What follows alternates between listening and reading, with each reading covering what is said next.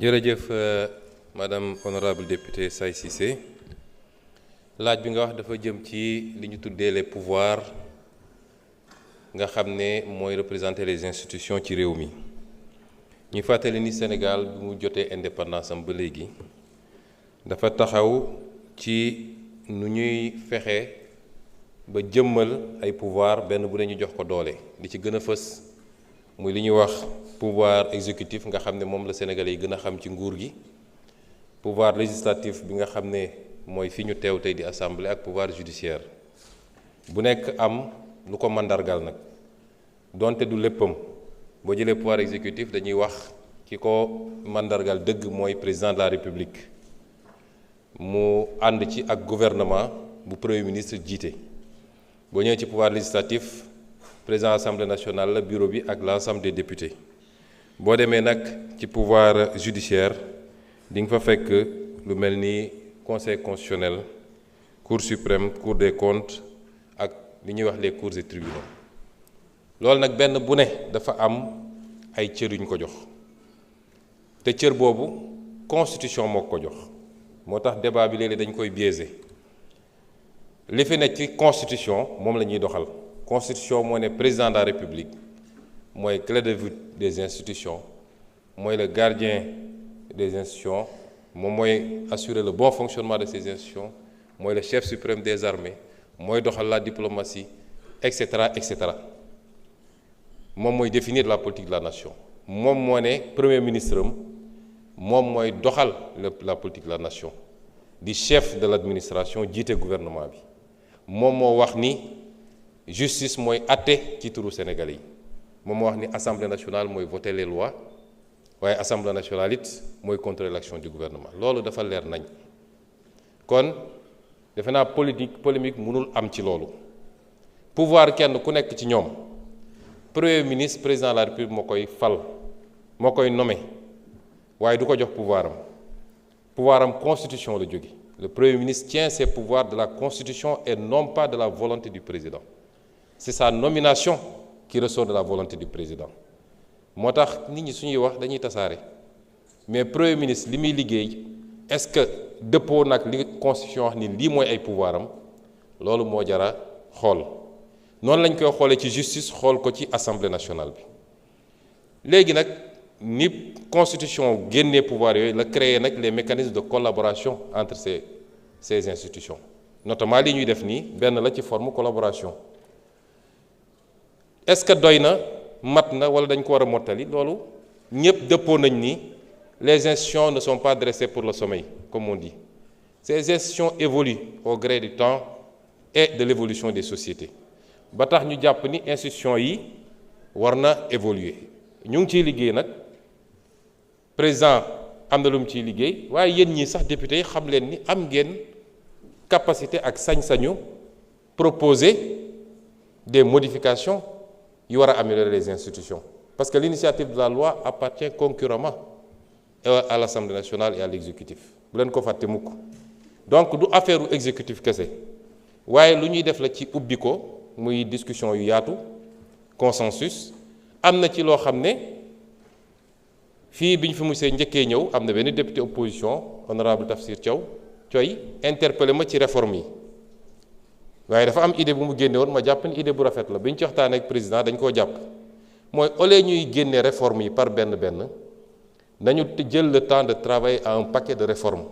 bu xóot boo xam ne bu ñu paree nag ba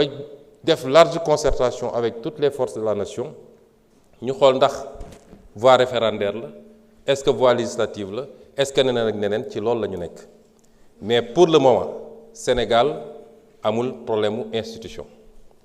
mu jëm nag ci critique yi ñuy def ci fonctionnement institution yi dañuy wax ci justice noonu lañ ko mënee wax d'ailleurs ci assemblée nationale les lenteurs à l'assemblée nationale il faut ñu wax ci ndax def ngeen ñaata weer ba léegi règlement intérieur mënagu leen ko jël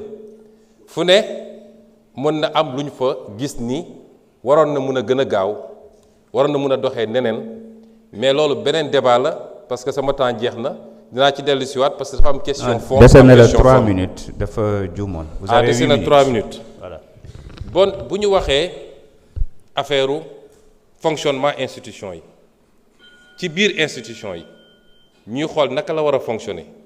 boo demee ci exécutif di nga fa gis loo xam ne du ñu mën a teg baaraam la boo demee ci législatif di nga ko fekk boo demee ci judiciaire nañ fa di nga ko fa fekk l'institution judiciaire nag dafa am un rôle central ndax moom moo war a stabiliser la nation en réalité moom su doxee ni mu war a doxee mu war a stabiliser la nation mu am ay notions yu ñuy jël man pour man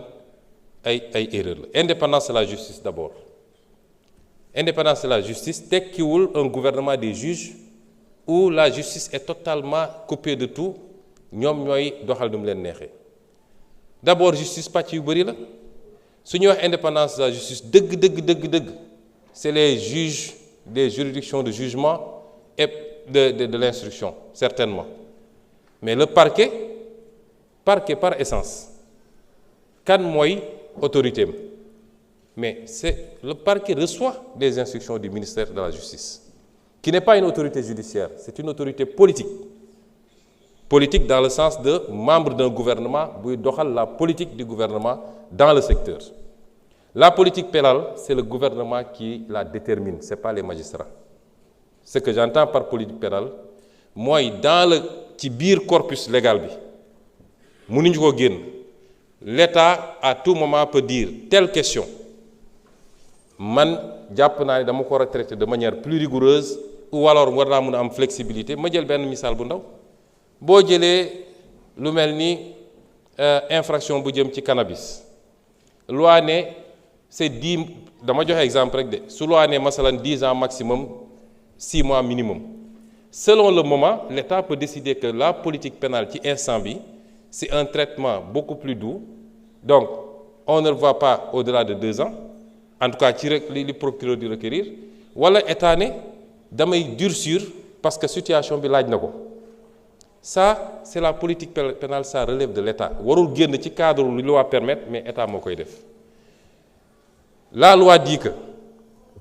le gouvernement chaque ministre a le droit et même l'obligation de saisir la justice sur découvrir une infraction et même d'instruire la justice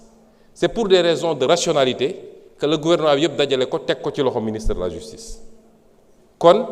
foofu am na un lien ombilical parce que l'ordre public relève de la responsabilité de l'exécutif dans un pays maintenant les juridictions du jugement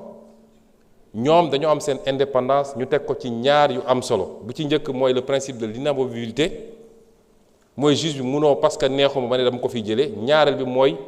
leur soumission obligatoire à la loi ils ne servent que la loi ils ne reçoivent pas d'instruction seen intime conviction la ñuy juger c'est comme ça que fonctionne la justice. Merci beaucoup jërëjëf. Honorable député Al Amine Diouf.